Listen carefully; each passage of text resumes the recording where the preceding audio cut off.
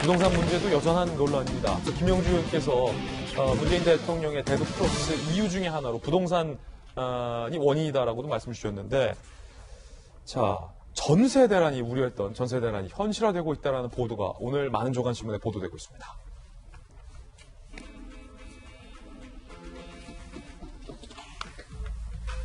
(5년) 만에 전세 상승률이 최고치를 찍었다라는 겁니다. 5년 만에 전세 상승률이 최고치다. 이게 사실은 현 정부의 부동산 대책과는 별개의 영역이거든요. 전세는 오르면 안 되는 거예요. 서민들의 주거 안정성을 위해선 싼 좋은 전세들이 다량 유지가 돼야 합니다. 그런데 잇따른 정부 대책이 나오자 전세값이 올리고 있습니다.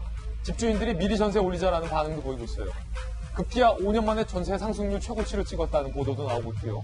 중산층이 많이 거주하는 성동구, 강동구 30평대 신축 아파트 전세가 10억 원까지 상승을 했다. 강남 송파구 일대는 전세가 부르는 게 값이다 라는 보도가 나오고 있습니다.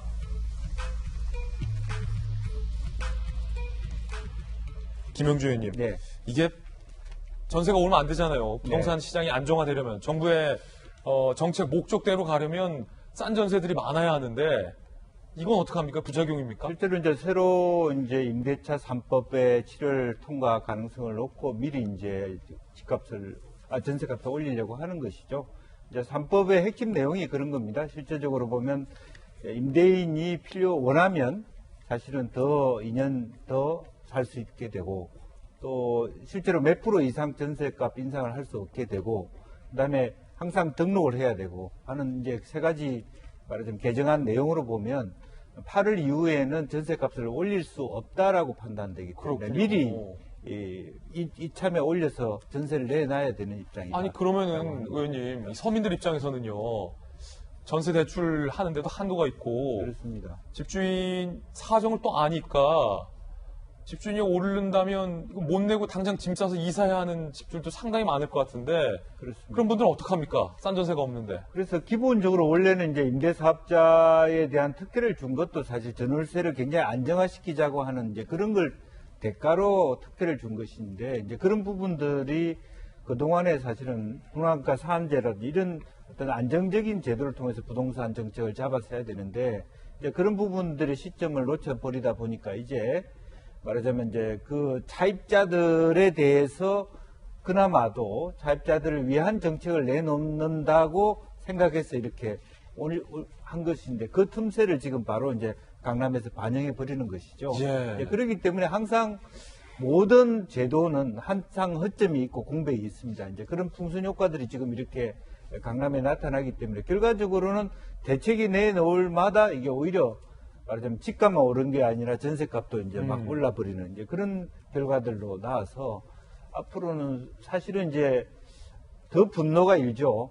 이제 자기가 똑같은 돈을 갖고 있었는데 집을 산 사람은 집값이 많이 올라버리는 거고, 전세를 사람들은 갑자기 이제 전세값마저 갑자기 올라버렸을 때 이 양극화가 더 오히려 심화되는, 분노가 더 심화되는 생각지도 못한 결과들이 나타나는 것입니다. 조금 전에 서울신문 제목 하단에 나갔듯이 현 정부 집권 3년 동안 집값, 전세값 다 올랐다라는 얘기가 되는 건데, 이게 집주인을 탓할 수가 없는 게 이재명 기자. 집주인 입장에서는 세금 부담이 너무 커졌잖아요. 그러면 전세를 올리던가 전세가 아니라 월세로 돌릴 수밖에 없는 상황이고, 특히 재개발 아파트 같은 경우는 집주인이 실제로 몇 년 정도 살아야만 그 자격을 부과한다고 하니까 집주인 입장에서 세입자를 내보낼 수밖에 없는 상황이기 때문에 세입자들 입장에서도 집주인을 탓할 수도 없고 어떻게 해야 할지 모른다는 거예요. 결과적으로 현 정부의 부동산 정책들이 오히려 살기가 팍팍한 전세살이 서민들을 집 밖으로 내몰고 있는 현상에 대해서 오늘 여러 조간신문들이 지적을 하고 있는 건데, 과연 김현미 국토부 장관 이 문제 알고 계시겠죠? 글쎄요. 늘 지금 목표와, 그러니까 정책의 목표와 정책의 결과, 시장의 반응이 계속 거꾸로 나타나고 있죠. 그러니까 정부는 지금 마치 세금이 낮아서 집값이 오른다고 생각하는 것 같은데, 거꾸로 높은 세금이 오히려 집값을 올리는 지금 요인이 되고 있는 거죠. 얘기한 것처럼 보유세를 올리면 그게 그대로 집을 갖고 있는 사람이 세금을 올리면 그걸 이제 전월세 주는 사람들은 전월세를 반영하는 거죠. 그 올라간 세금을.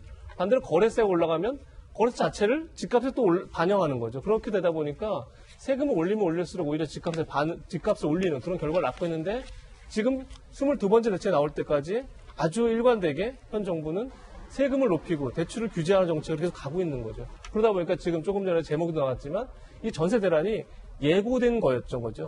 예고된 전세 대란이 나왔음에도 불구하고 정부에서는 지금 계속 거꾸로 대책을 내고 있는 이런 상황에 대해서 지금 많은 사람들이 좀 답답해하고 좀 분노하고 있는 게 아닌가 이런 생각이 듭니다. 예, 어떤 이제 부동산 전문가는 이렇게 얘기하더라고요.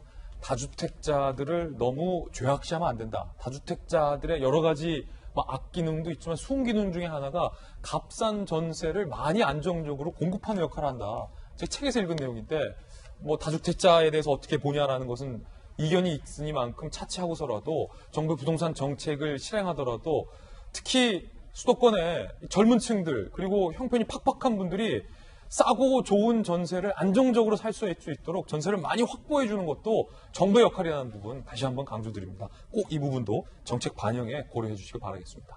자, 급기야 청와대 청원에 이런 풍자 청원까지 등장을 했습니다. 1인 2치킨도 규제하라. 풍자 청원.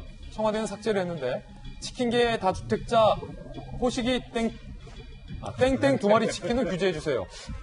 자본가들이 한 번에 2마리씩 치킨을 시켜 먹는 건 한 달에 한 번 치킨 시켜 먹기도 어려운 서민들에게 상대적 박탈감을 주기 때문에 적폐다. 한 마리 다 먹은 후 1시간 내에 나머지 한 마리를 1시간 내에 다 먹지 못하면 양도세로 징벌하자라는 식의 풍자글이 청원이 올라온 겁니다. 그리고 치킨 조정 지역에서 치킨 2마리나 먹으면 날개살, 어깨봉, 가슴살을 보유세로 뜯어내자. 치킨을 먹은 지 얼마 되지도 않은 사람이 건방지게 또 치킨을 먹으면 콜라 180cc를 취득세로 뜯자라는 글이 올라왔고요.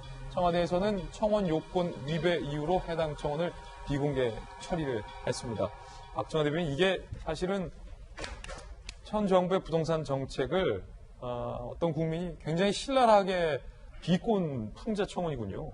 얼마나 속상했으면 저런 글을 이렇게 만들어가지고 올렸겠어요. 그러니까 지금 부동산을 쳐다보고는 국민들의 일각의 심정을 좀 대변하고 있는데. 저 치킨이 사실은 전화하면 한 마리 더 준 치킨이잖아요. 그래서 이미 2마리 치킨이잖아요. 그렇죠. 그래서 2마리 치킨인데 그거를 다 주택자에 이제 빗대서 저렇게 글을 만들어. 한 마리만 먹게 하라. 한 마리만 먹고 조금 더 하고 좀 과하게 먹으면 또 콜라로 취득세 내게 하고 또 연세 드신 분들이 하면 또 하는데 아직 한번 이게 이미지 온라인에 많이 돌아다니니까 한번 읽어보시면 너무너무 재밌는 얘기들로 이렇게 만들어 놨는데 지금 부동산 정책을 쳐다보는 국민의 시각이 저런 거예요. 그런데 다시 한번 아까 앵커 말씀 주신 것처럼 정말 지금처럼 해가지고 부동산 시장이 안정되는지 당국자들이 한번 쳐봤으면 하는 생각이고 굳이 저걸 또 요건이 안 된다고 또 한만에 그냥 비공개 처리한 청와대의 청원 게시판도 조금 옹졸해 보인다라는 생각이